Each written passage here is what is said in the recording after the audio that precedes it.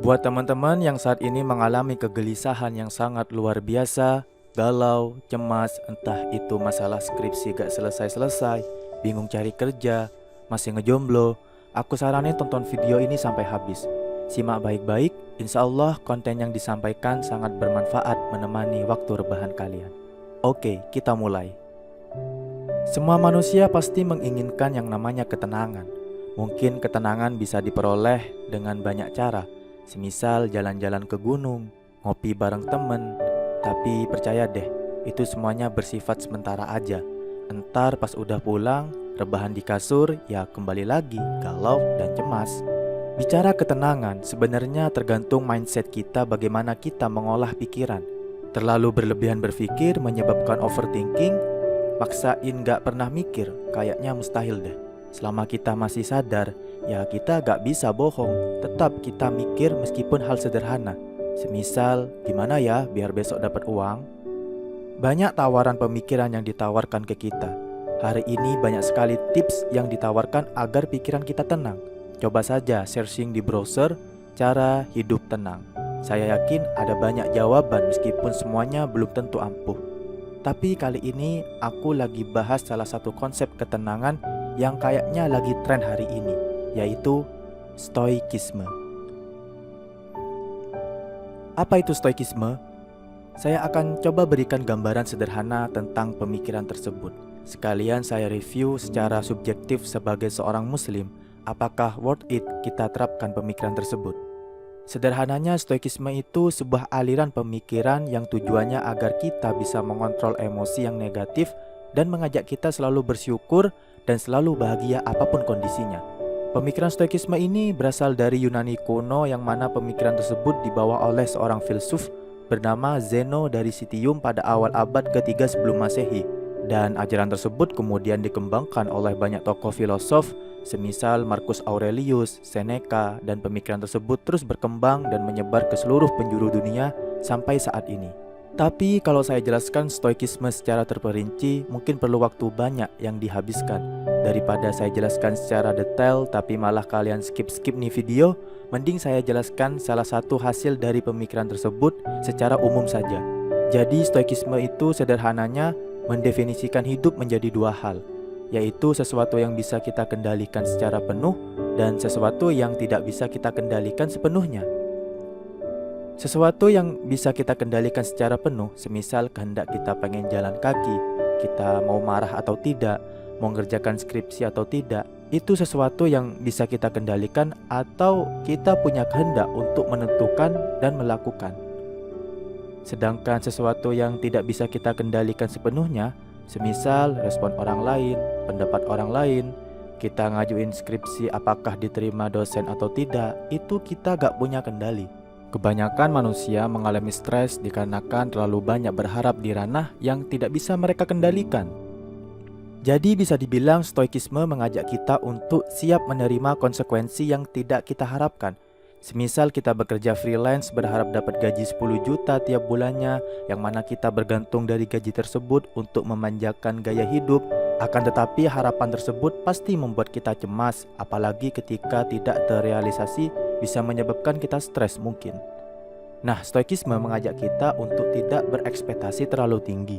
Semisal dari gaji 10 juta yang kita harapkan tiap bulan, itu kita turunin jadi 1 juta per bulan, atau bodo amat lah mau dapat berapa tiap bulan, dan itu membuat pikiran kita menjadi lebih tenang. Nah, output dari stoikisme itu adalah ketenangan.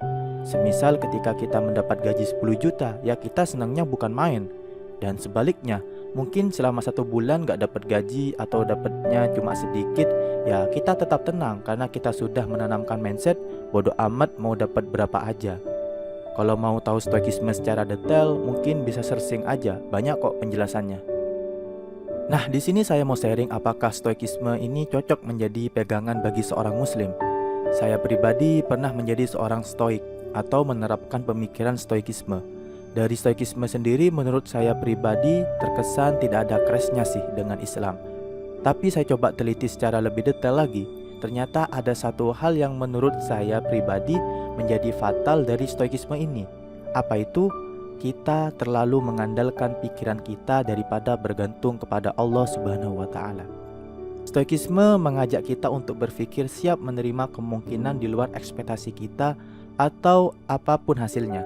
Sedangkan Islam juga sama sebenarnya, hanya saja Islam mengajarkan bahwasannya kita berpikir rasional boleh, berharap banyak boleh, tapi sandarkan itu semua kepada Allah, bukan kepada pikiran kita. Karena kalau pikiran kita yang menampung, menurut saya pribadi sebagai yang juga pernah berpikir stoik, tetap stres alias tidak tenang. Boleh kita di depan kamera bicara, "What's up brother and sister?" Ketika kita melakukan sesuatu, kita itu harus siap menerima konsekuensi terburuknya. Jadi tanamkan dalam mindset kita, selalu senang, selalu tenang, apapun yang terjadi, oke? Tapi di dalam hati, gelisah, pikiran stres atau overthinking. Karena hakikat manusia dalam menemukan ketenangan itu sudah Allah desain bersandar kepada Allah, bukan bersandar kepada pikirannya sendiri. Tapi bukan berarti kita menanggalkan pikiran loh ya.